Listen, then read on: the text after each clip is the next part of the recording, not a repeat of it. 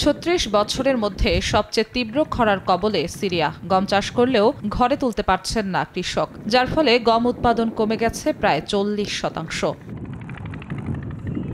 উৎপাদন কমায় দেশটিতে বেড়েছে খাদ্য নিরাপত্তাহীনতা। জাতিসংঘের তথ্য অনুযায়ী দেশটির প্রায় ২৫.৬ মিলিয়ন মানুষের অর্ধেকেরও বেশি বর্তমানে খাদ্য নিরাপত্তাহীনতায় ভুগছে। এরই মধ্যে সিরিয়া আরেকটি মারাত্মক খাদ্য সংকটের সম্মুখীন হতে পারে বলে সতর্ক করেছে জাতিসংঘ। সিরিয়া এবছর ২.৭৩ মিলিয়ন মেট্রিক টন গমের ঘাটতির সম্মুখীন হতে পারে বলে শঙ্কা প্রকাশ করেছে সংস্থাটি, যার ফলে সিরিয়ার ৩০ লাখ মানুষ তীব্র ক্ষুধার সম্মুখীন হতে পারে বলে আশঙ্কা করছে জাতিসংঘ। সরকার এই বছরের জন্য প্রায় ২.৫৫ মিলিয়ন টন গম আমদানি করার প্রয়োজনীয়তা অনুভব করলেও এখনও কোনো বড় আমদানি চুক্তি ঘোষণা করা হয়নি। সংকট মোকাবিলায় সরকার এবং আন্তর্জাতিক সম্প্রদায়ের কাছ থেকে আরও কার্যকর পদক্ষেপের প্রয়োজন বলে মত বিশেষজ্ঞদের। জিন্নাত আরা জশুয়া, সময় সংবাদ।